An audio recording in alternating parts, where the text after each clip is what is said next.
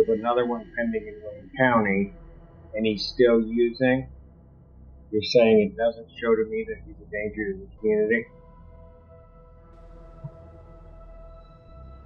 Would you state your name for the record, please? Philip Barnhart. What are we doing? Your Honor, Mr. Barnhart is prepared to waive his exams. I think there may be another issue that the AP wants to bring up. Receipt of the bond violation report for community corrections. I have a report dated September 10th, the progress report, yes. Yes, Your Honor. And I understand that the defendant was released from jail on September the 2nd. Judge reviewing a case file, he's reading a pattern. This defendant isn't here because of one bad decision. We're talking 4, maybe even 5 OWIS, with another one still pending in a different county. And the judge's concern goes beyond punishment. It's about prevention. Because when someone keeps getting behind the wheel after drinking, the question isn't, has he learned his lesson anymore? It's, how long before someone else pays the price for it? And there's another pending OWI in Wayne County. I'm very concerned that he is not able to control his substance use and is a danger to the community. Your Honor, I believe there's a window that would make this not a bond violation. I think if he would have used on August 30th or the 31st. But if this is a 5 and this is showing up in the system at all, I would consider him a danger to the public and that his bond is inappropriately set. So I'll let you make your argument. But can I have just a second, Your Honor? Sure. I just think there's possibilities that he's not used after being arrested. And those... What?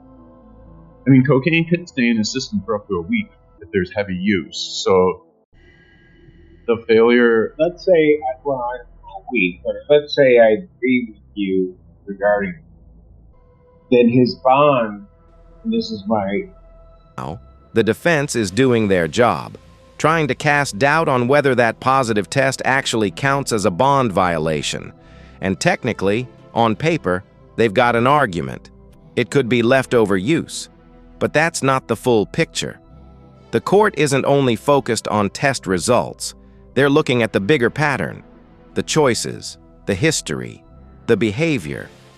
And when addiction is part of the story, old use doesn't really ease any worries, because even if he hasn't used since being released, the problem is that he's still caught in the same destructive cycle that brought him here in the first place. I think that's all factually true, Your Honor. Or he's at least not passing the test. Would the court be willing to have him test today? Would he come back clean? Yes, sir. But here's, again, my problem.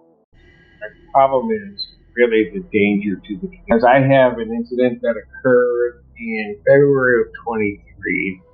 This other one occurred in July of 2023, or 23. He's got a pending Wayne County one. He's got prior ones.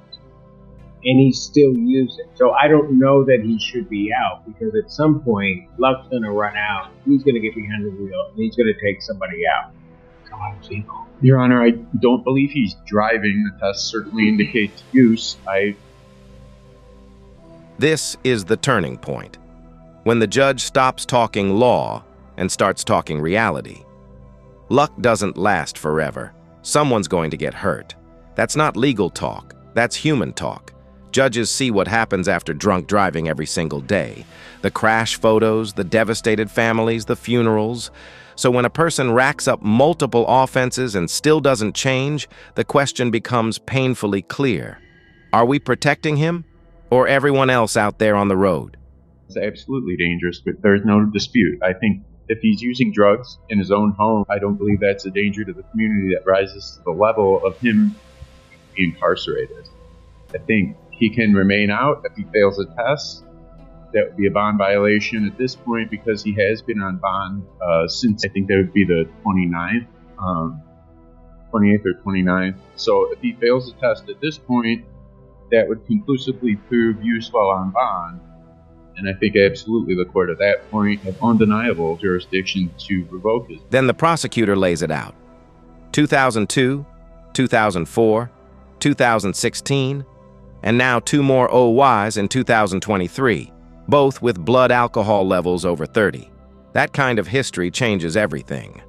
It's not just another case anymore. It's a pattern that demands action. Saying it doesn't show to me that he's a danger to the community.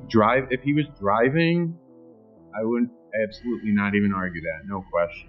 I think him failing those tests, and we don't have a pattern or anything like that. We don't know if it's a one-time slip-up. We don't know if he's used while he was on bond. I think the court could allow him to test today, and that would solve the problem.